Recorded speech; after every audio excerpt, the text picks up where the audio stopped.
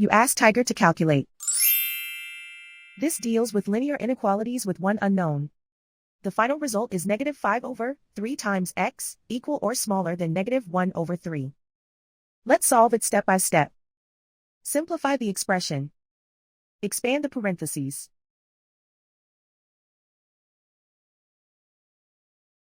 Break up the fraction.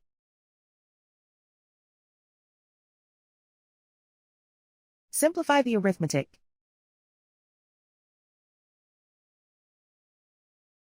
Group all constants on the right side of the inequality. Subtract 1 over 3 from both sides.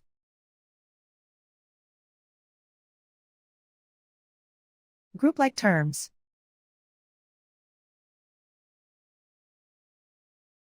Combine the fractions.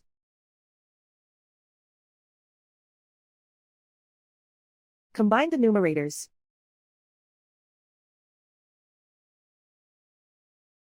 Reduce the zero numerator.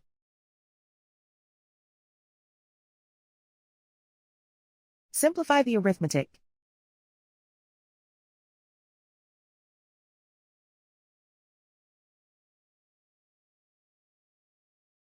Plot the solution on a coordinate grid.